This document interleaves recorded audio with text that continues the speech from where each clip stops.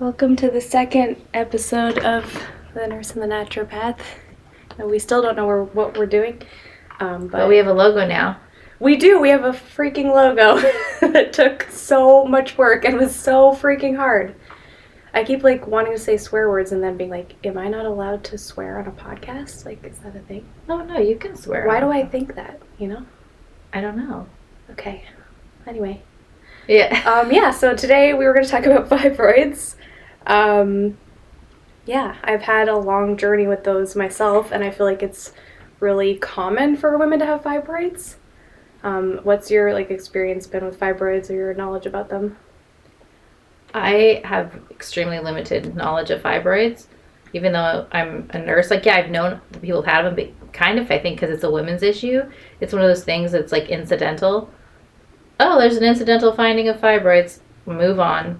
It doesn't really get addressed, or you'll hear someone oh... Maybe will you just explain to people, what does that mean, an incidental finding for people that might not know? It's something that you would see on someone's chart, but it doesn't really, influence anything else. They're coming in for something else completely. And you just see it's there, and you're whatever. Exactly. Okay.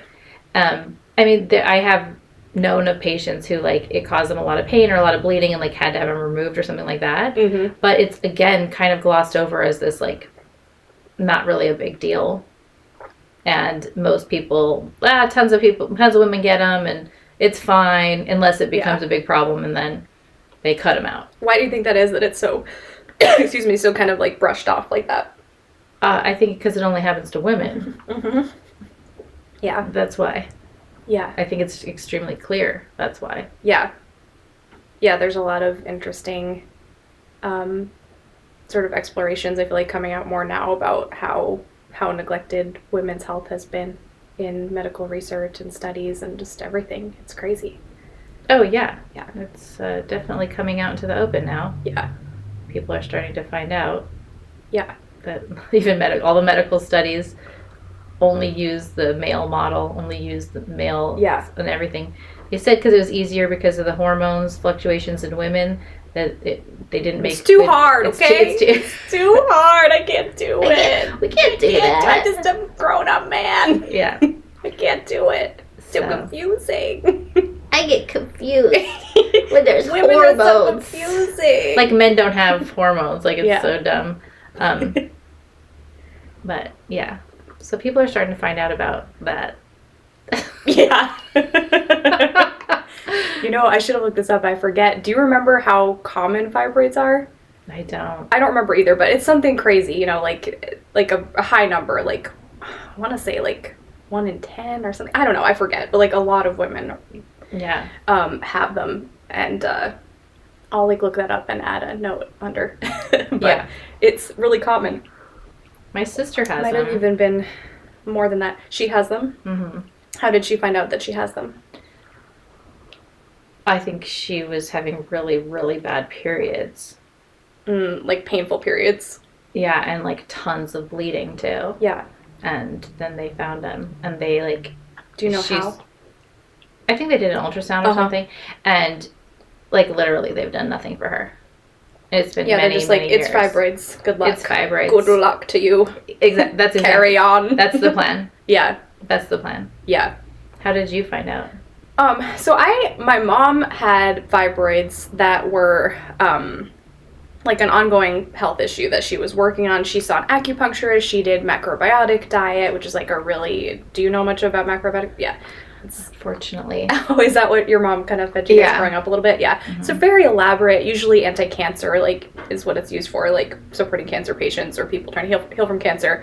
But it's used for a lot of different things, and it's really interesting, Japanese-based, based all on, the energetics of food, and it's really cool, but it's, very I have nothing elaborate. Against it. It's just as a 7-year-old. You didn't want to be fed, exactly. pickled plum and dried rice. Right. Yeah. If I ever see a millet croquette again in my life. Yeah. I really enjoyed learning about it when my mom was sick and I came home to take care of her. I was she had seen this world-renowned, macrobiotic person to consult with her on the fibroids, and so I read her whole cookbook and everything and looked at that. And yeah, it's super interesting, but it's very elaborate. It's like, okay, like you're more yin, so you need to have more, more yang, like eat a little bit more root veggies and meat, and like if you need to be more expansive, then you have more liquids and have more of the miso soup. And I don't know, she was supposed to have all this like pickled plum and anyway, so she was doing that, and she was doing acupuncture, and she saw a naturopath, and she did all kinds of things to try to treat the fibroids. And then one day I got a call when I was in college that she was bleeding to death, like she was bleeding out, and they had to give her an emergency surgery because the fibroids had gotten so big and she was hemorrhaging, because they could do that, So the holistic stuff for her, I mean, either didn't work or she had started too late, I don't know. But so then they did an emergency hysterectomy for her and just took everything out, which really sucks because then you're in like instant menopause. And at the time, like I was like 21, I didn't know what menopause really was, I was just because they also don't tell you about menopause. Well, yeah, that whole thing, it's too hard, too complicated, and we're just gonna skip that one in med school, and it's like Wesley wants to contribute to the podcast. Come here, Wes. It's okay, Wes. Come here, Wes. Wesley, come here. Yeah, so it's, she had that surgery and like because it was instant menopause, like I just remember that looking back, I feel really sad that happened that way, because looking back, I can tell that she was in instant menopause. At the time, somehow this woman has this emergency surgery, goes into instant menopause because they took out her uterus and her ovaries, and never told her, by the way, you're going to be in menopause now. Like, nobody said that. Nobody said, like, you might need some physical support for that, or maybe hormone replacement therapy, anything. Like, nobody even addressed it. And then she had, like, psychosis. And I'm sorry, but it's just not unrelated. Like, it wasn't, and anyway, that's a whole other story. But the point is that my mom had fibroids. And so, she had fibroids, and I went to naturopathic med school here in San Diego at Bastyr, and I thought, all right, I'm going to do this differently. I'm going to make sure that I find out about them if I have them, because they do have a genetic component, as far as we know. It seems like you're more likely to have them if your mom had them. So I wanted to like be proactive about it. So I went to the clinic and I asked them about it, and actually even my naturopathic doctor was a little bit dismissive. Like, she was kind of like, well, what? There's nothing wrong with you, because I wasn't having pain or symptoms or anything irregular at the time. Like, I had a totally normal cycle, I had no pain, I had nothing. So she was kind of like, why would we treat you for that? Why would we even look for them, And I was like, well, because this is what happened to my mom, and I want to be proactive, which, like, to me makes a lot of sense. Yeah. But so finally, they agreed to, my Bastyr NDs agreed to go and let me have an ultrasound. And I did have fibroids, and they were pretty small at the time. So then we started kind of on this journey of doing some like traditional herbal tinctures for fibroids, and on. Like, so anyway, that's how I found out, was because I wanted to be proactive about it. So, like, you didn't have any symptoms. Mm-mm. You were doing the tinctures. Mm-hmm. And so, like, how do you know if that helped or not? Yeah, so good question. So we did like this thing called Turska's formula, which is this like old school tincture that has some, good evidence of working for some people for fibroids. At least, I don't think there's like large scale studies, but there's some anecdotal evidence there that it's worked for some people, and the herbs have constituents that would make sense to treat that sort of condition. But so I did that for 3 months, because you usually want to leave 3 months for any kind of like hormone or thyroid or anything like that to really let it do its thing. And then we retested with a new ultrasound. Okay. Or not retested, but took new imaging with an ultrasound to see if they had shrunk at all, and they were just staying the same. They didn't grow, they didn't shrink. But so then we said, okay, that's not working for me, I know eventually you did start having pain. So, like, when did that start? Well, that is an interesting story too, I think, because correlation is not causation. Like, I don't know if the timing of it was related or not, and I'll never know, and it doesn't really matter. But I was doing training for craniosacral therapy, which is like very gentle but potent fascia nervous system work. So I was doing this training it was like an elective training outside of school. And outside of, but like taught by some of our alums and stuff, so kind of related to school, but not part of the core curriculum or anything. But it counted as credit. It just was like actually, an elective credit. This one didn't actually. Not that it matters. They did have an elective one. I wanted to take it with this other alum who was like a little more witchy. I see. There is an elective on the Seattle campus for craniosacral therapy. We don't have an elective here for it, which is kind of a bummer. But yeah, so this was this really cool training. With a Vestier alum, that was just something I wanted to do. And when I was doing it, I started to realize, like, well, I should walk the walk. Like, if I want to treat people with this modality, then I should treat myself, right? Like, if I'm going to be offering nervous system healing, then I need to work on my own nervous system. And I was feeling pretty good at the time. I was kind of like, oh, I'm hot shit, like, I'm fine, I'm just gonna like optimize, like, I'm doing great, like, there's nothing wrong with my nervous system, like, I'm just gonna like make it even better, like, I was like really dumb. So yeah, so because you don't know what you don't know. And I think some people are just really good at being functional, and like trauma shows up and anxiety shows up in so many different ways. So I just didn't think I had those things. Not really. And so I thought, so traditionally you do craniosacral therapy as a series of 10, like usually once a week. That's like the traditional thing. And then you kind of integrate and give it some space, and maybe do more later, maybe not, but that's kind of the traditional plan. So I went and saw someone to do that. Again, just thinking, oh, I already feel really good, but I'm just gonna relax my nervous system and unwind more, and sort of turn myself into this like optimal healer that then can provide this to people as like less of a hypocrite. You know what I mean? Like, I don't know, just like do the work that we, and I thought, well, I've never done work like this on myself, really, I should do it. And then within like maybe a few sessions in, or maybe about halfway, I started to have some pretty big, sometimes when you're working on the fascia, like people will have, emotional releases and trauma will come up, and I started to have that happen. And then I started to be in a lot of pain that I never had been in my life. Meanwhile, I had tried other things for the fibroids, like after the tincture. I can't remember what exactly, but there were a bunch of different nutrients and herbs that they had tried me on, and castor oil packs, and Vitex, different things that just are hormone balancing overall, dietary stuff. I had tried different things. So I was like kind of continuing to do that in the meantime. But yeah, when I had the very gentle, like you've had it, it's like a very light touch, but it's very powerful, like surprisingly powerful for the amount of pressure and touch that you're using. And yeah, after that, like a few sessions in, I had pain that lasted for, the last like 6 years. Abdominal pain, like pain in the location of the...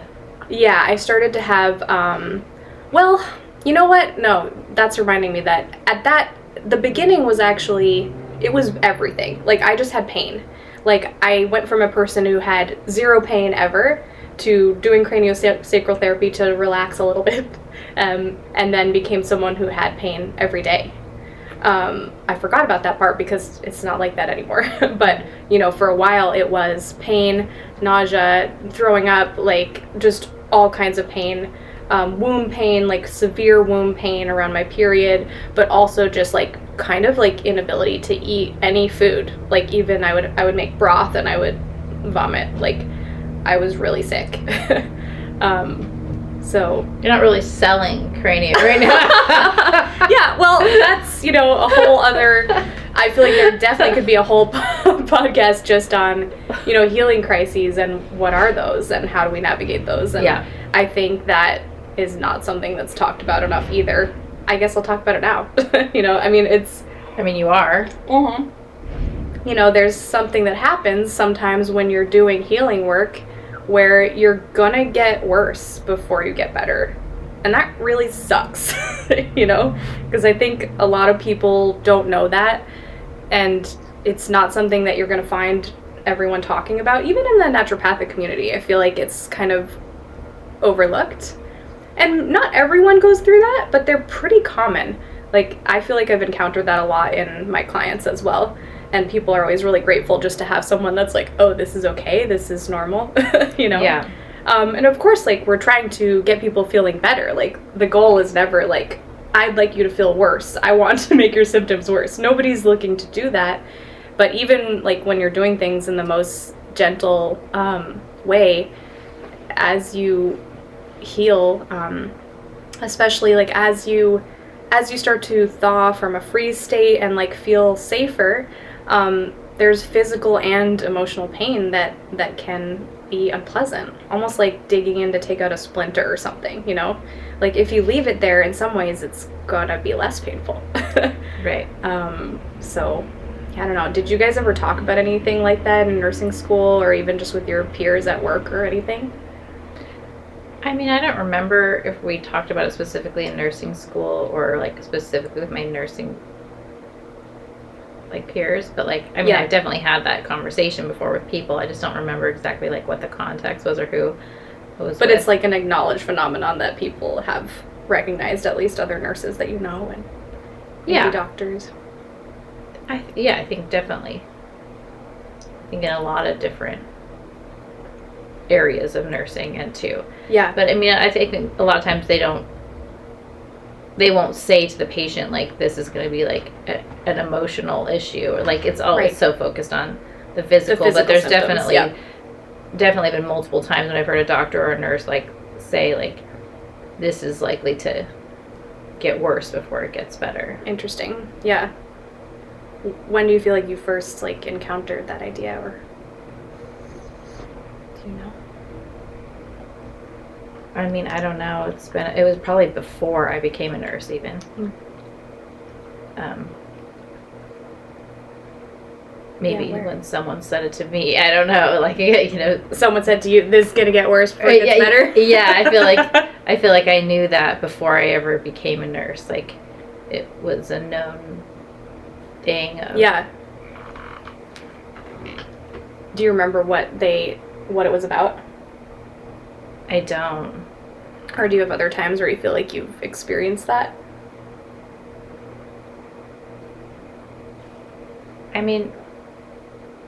Sure. I feel like there's a lot of times. It's hard too, because sometimes I think this is also a program that we have. Mm-hmm. Say more. Like, just, I don't like to make a program of, like, it has to get worse before it gets better. Yeah. Because I think that could also be a program. I do think it also is very much the truth. Mm-hmm. I do think that it could also be a program. Yeah. So I think those two things can happen at the same time. Yeah. Do you want to, like, explain more for people what you mean by it being a program?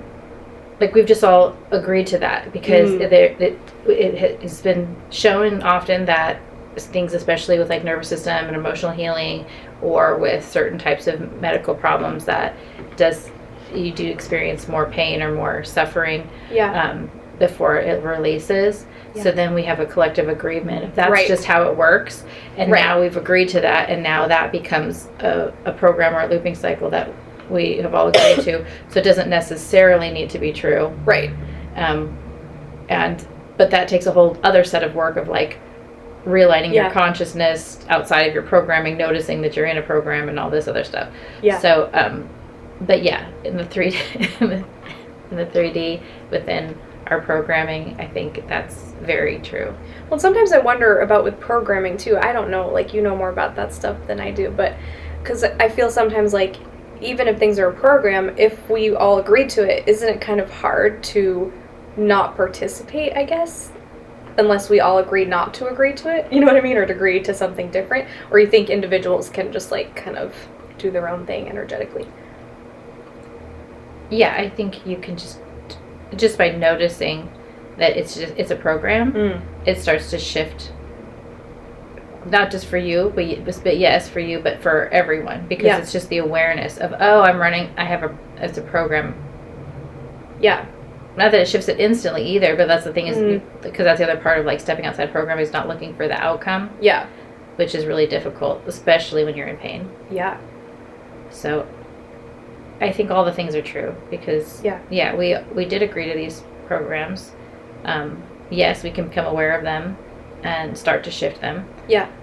But that doesn't mean that you're not also going to experience them, because we are having them. Yeah. We are in them right now. I feel like I never had heard of it before, ever, anywhere. Like, I don't ever remember hearing that, like, things can get better. I mean, get worse before they get better in healing. Like, I never knew that was a thing. Not that I'm consciously aware of, at least, you know, like, I don't ever remember being told that could happen. I mean, maybe it's because I grew up with chronic pain, and so I was constantly going to healers and doctors as a kid. Yeah, yeah. I don't remember exactly when it was said to me, but maybe that's where it was implanted, because, I mean, I was, you know, going to a naturopathic doctor or a chiropractor or what are the people that read the pictures of your eyes? Oh, yeah, the iridology stuff. Yeah. All the things. Yeah. You know, taking homeopathy and doing all stuff, just because I had so much pain as a small child. Yeah, because you had like chronic migraines from babyhood. Yeah, which is wild. So I don't know, I feel like maybe that it probably happened there at some kind of doctor's appointment or doctor's thing, because they would try me out on all this stuff. So I feel like I'm guessing, but it's a pretty educated guess that at some point they were like, you're gonna take this for 3 months, but it might get worse before it gets better. Just, you gotta keep taking it, or, you know, actually, I don't know. Even with those pain injections for migraines that we were talking about recently, that your family member was getting, that like they told her that it could get a lot worse, and give it 3 months or something crazy before it would get better, which is so interesting. Like, I had never heard that before, really, regarding like a pharmaceutical drug.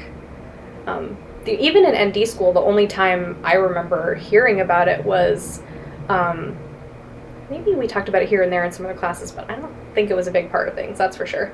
Homeopathy was the only place where I feel like we really touched on that, because it's like a well-established idea in homeopathy that you have aggravation sometimes, where someone takes the remedy they need and then they'll get worse before they get better, and sometimes that's a sign that things are doing what they need to do in the homeopathic course. But outside of homeopathy, which is like, you know, very specific type of essentially like energetic medicine, in my view, it's, you know, often confused with herbal medicine, but that's not what it is. It's sugar pellets imbued with basically an energetic imprint of a plant or a rock or something like that. And that's also a whole other story, but, you know, that's the only time I remember really talking about that, was the aggravations. But I went and I had this craniosacral therapy, you know, and like, a few sessions in, I started to have, just that's at least how my particular body reacted to that process, from what I can tell, you know, like, I think that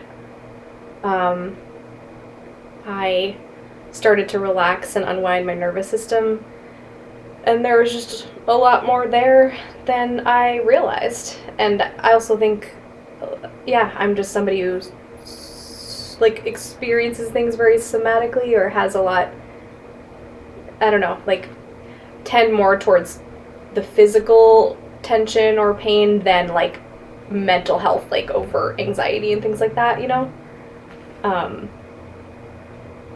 So that was how that pain started. It's interesting you say that too, because you mentioned you never had pain up to that point, but then you said you experienced things really somatically and not emotionally. Well, I think up until then I experienced none of it. You know what I mean? Like, but if it was being, you know, kept somewhere, or not kept, but like experienced somewhere, I think it was more in my body, you know? Like, that's what it felt like, if that makes sense.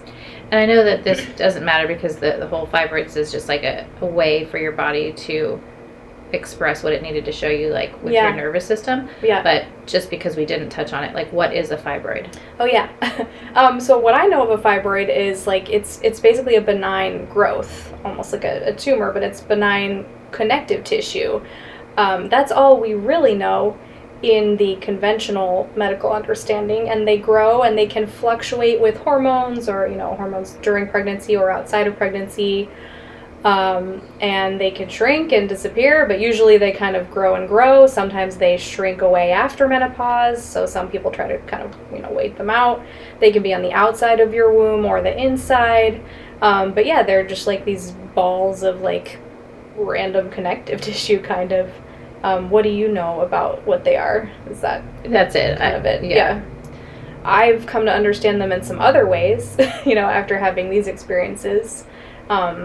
Started having this intense experience of unwinding my nervous system, which ultimately, in case anyone is like now worried about like psychotherapy or nervous system healing, ultimately was like very good and very healing, but the fibroids in particular,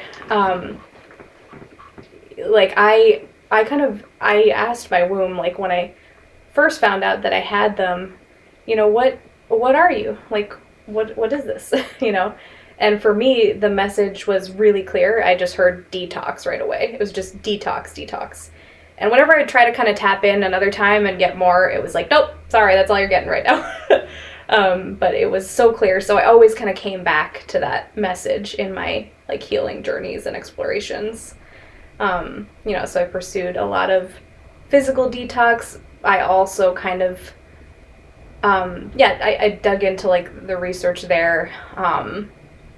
One thing that's really interesting about that is I think fibroids often are related to physical detox. I don't think that's individual to me. I think a lot of hormonal, imbalance issues are related to like the endocrine disruptors in the environment. Like some of the studies I read that are really interesting showed that, when they exposed rats to glyphosate, like all of them grew fibroids, you know what I mean? Or something crazy, like 9 out of 10 of them, like that's what happened. So and glyphosate is chemicals in Roundup, which is in everything, and exactly. Every single one of us has it in our body. Right, glyphosate is Roundup, and that kind of led me down a whole path where I started to get really angry about, the stuff that we're exposed to without our consent, really, and even like looked into like, so in the city of San Diego, there's still Roundup used, like in parks, right here in front of my apartment. Every month the gardeners come by and I come out and say, hey, don't spray my passion fruit over there, because I know there's Roundup in there. But even if I had control over this, which, I don't, I've tried, like, the parks, the air, there's Roundup in everything now. Oh no, it's in our blood. Yeah. And every single person has it in their blood. You can look up a study and see, it's not like a woo-woo thing at all. Not that matters, but it's not, like they found like 99% of people's urine came back with Roundup in it when they tested. So yeah, it's there. And what really shocked me was, again, like these studies where they show that rats given glyphosate or exposed to glyphosate, exposed to Roundup would grow fibroids. And it just kind of brought it home for me that, I'd heard about the idea of like, oh, sure, toxins, are endocrine disruptors. Oh, we should, use cleaner laundry soaps, right? And good makeup and whatever, all these things. But it's like, okay, this isn't actually just like some like woo-woo or like theoretical idea out there. Like we have the science. We studied the rats, you know what I mean? Like we know for a fact that these are poisons and that when you expose, mammals to these things, they're going to have fibroids, they're going to have hormonal disruption. It's facts and data that we have. And I guess that really surprised me that we know that. So why are we still doing it? Well, yeah, I mean, I just learned that like a year ago or something when I was doing the master's in That's right. health and wellness. Yeah, and you had your environmental class, environmental studies class or something. Yeah. I was shook. I remember you were like calling me like, I'm shocked. I'm like, yeah, I know. Yeah, you already knew all this stuff. But, I was seeing all the evidence for the first time. And like, you can look up your water district. You're like, did you know the water is poison? And you can look it up and see it. Yeah. And you can't even boil it out. Yeah. It doesn't boil out. Yeah. You cannot get it out. Yeah. So and you can just look it up and see, put in your zip code or whatever, your address, and you can see all these horrible poisons, literal poisons, like arsenics in the water. It's insane. It's like, it's bananas. Yeah, it's crazy. And the glyphosate is in everyone. Yeah. And it doesn't just cause fibroids. I mean, it causes cancer. That's why there's all those lawsuits. That's right. Now they're having lawsuits where you can go ahead and sue if you've been exposed to Roundup for all kinds of cancers. It doesn't even matter. Everyone because they know everyone's been exposed. If you get any of these certain types of cancer, right, you automatically have a case. That's right. Yeah. Because they already know that everyone has it in their blood. Right. Yeah. Everyone gets a case. And I'm not like a huge political activist or anything. I believe more in my personal life and just like who I am in my small inner circle and my community and what I can do within that being like the ways that I feel drawn to make an impact. But with the Roundup stuff, I even started to look into like, okay, well, how do we get it out of the fucking city of San Diego? You know, like that maybe I could have some say in. I don't know. You know, like when it's so blatant that we know we're poisoning our children and our adults and our people here and our animals, and our pets. You love the pets, so you're like, don't forget the animals. You know, like I knew you were gonna get me if I didn't say that too. You know, like I looked at like some of the notes from the city council meetings and things like that because Encinitas actually banned it, so that's interesting. Like they don't use it anymore in the parks and stuff. So you obviously, but here in the city we still do. Last time I checked, you know, and there's notes basically saying that it's just people go back and forth about, oh, it's so hard to do organic and what are we gonna do and it's more expensive and it's blah blah blah. But, you know, they're doing it in Encinitas. Yeah. They're doing it, you know, so it can be done. And I don't know, is it worth it? I mean, do you want to die? I don't know. Young, like, or have lots of health issues? I think it's pretty worth it. But yeah, so that was, you know, really interesting just to kind of go down that rabbit hole with detox and get really angry about the world that we live in. You know, on the other hand, I'm also a firm believer that your body really is wise and you know, you have a lot of control over how you experience the world, including the environment and toxins and everything. So, you know, it's not something that I just see as like this hopeless battle of good and evil or something. But sometimes, some days, you know what I mean? I agree. I agree too, because it's like, it's one of those things, again, where it's like the two things can be true at the same time. Yeah. Where, hey, it's a program. Yeah. That our body's going to be poisoned by Roundup. Right. Or in general, that we're poisoned by environmental toxins and you have to get them out and it's us versus the environmental toxins. That's also a program that we've agreed to. Totally. And we can see that as a program and realize that our body actually is capable of anything. Right. We just agreed that that's the program. Right. So we can just look at it and it'll start to change it. And at the same time, we can also, because we are being affected by it right now, and we are in that program, we can also limit it and do things about it. Right. Those things are true. And when you do those things with an attitude of, I'm just supporting my body and it's amazing. That already knows what to do. Right. I think that is helpful. You know, totally. Otherwise, you get into really a negative headspace and that doesn't help yourself. Right. Because then you're down the rabbit hole, like, I need to get all this toxins out of me or I'm screwed. Right.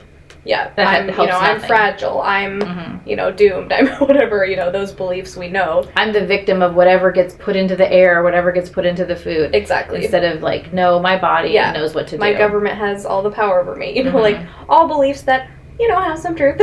Right. But also not, you know, and there's, so it was really interesting to get into the detox element. And in the physical detox element, I sort of went through that and went to deeper layers, which brought me to an understanding of emotional spiritual detox, which definitely wasn't something that we talked about in school, at least not overtly at all in that way, you know. So yeah, I've sort of come to understand detoxing as something that's a physical process, but also has an emotional and energetic component in my view, in my opinion, and in my experience. I think, you know, ancestral trauma and, different energy or emotions from different experiences in your own lifetime, those things can kind of be held and walled off as well, and needing your like help with integration.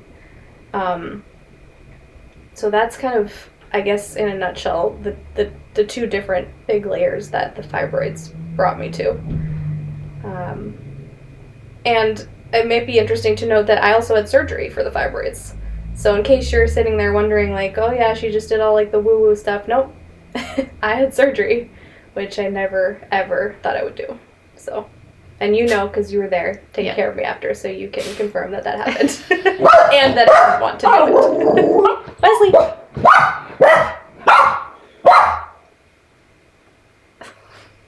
Thank you for that contribution, Wes. I know you have a lot to say about surgery. Come here. But yeah, you were there, so you know. Yeah, I had surgery and that I really didn't want to have surgery. Well, I think that just speaks though to that how open-minded you are and allowing. Not really. Even the night before. I mean, thank you. But like literally the night before, I remember thinking like I'm feeling a lot of anxiety and like stress. Like this might be like I'm pretty intuitive, so I was like maybe this is a sign that this actually isn't the path for me. Like I thank you for that hacking in the background, Wesley. Like that night before, I remember thinking, yeah, maybe this is a sign that I'm actually not supposed to have this surgery. And I remember very distinctly, like, kind of tapping into my body and asking, is that what's happening? Is this, we don't want to do this? And my body was like, no, surgery's awesome! I was like, yeah, party! It's going to be so great! We can't wait to get these out! And I was like, oh, god damn it. Like, it really wasn't what I wanted. That was a really interesting moment for me, too, because I've never had such a, like, obvious dissonance between what my body was saying and what my mind wanted, or whatever you want to call that. I kind of love that because, I love the idea of us putting the body first. Yeah. And the mind last, actually. Yeah. Or taking the mind out of it as much as possible. Yeah. And that's a really good example. But you mentioned something about before, like when you tapped in to your body, and it made me think like that would be another good, like, maybe it's a different episode, but like there might be people who are listening and thinking, well, how do you tap into your body? Like, how did you get your fibroids to talk to you? Right. And like, because that's another like level of nervous system stuff, and you may be able to do. I'm gonna be just sitting here for moral support on that episode, honestly, because like I don't know what to say. You know how to say. But you that. do I don't it. know how to. I do it. I don't know how to teach how to do it though. Not really. But you do. I think. I feel like you know how to do that. But when did you start doing that, or have you always done it? Always. Okay, so you've just always known how to ask your body what it needs. I think so. Mm-hmm. Yeah. Well, maybe it wasn't so much about the body, but I've always had just like an easy, intuitive connection to something bigger or something inside or whatever you want to call it. So it just, once I had a reason to care about my body because it wasn't doing good, Mm-hmm. Yeah, I mean, until then, I never had a reason. Right. Yeah, you had chronic pain from birth. I never, I mean, I've always had things that my body told me very clearly, like, I really want this food or I don't want that, like from a young age, I was very drawn to certain things. But I never experienced pain until I was like 35. So, so yeah, but I think just that like intuitive connection has always been easy for me. So the asking the body was just kind of an extension of that, if that makes sense. And yeah, might be good for another episode. Yeah, definitely. Thanks for listening to The Nurse and the Naturopath. Please subscribe and follow.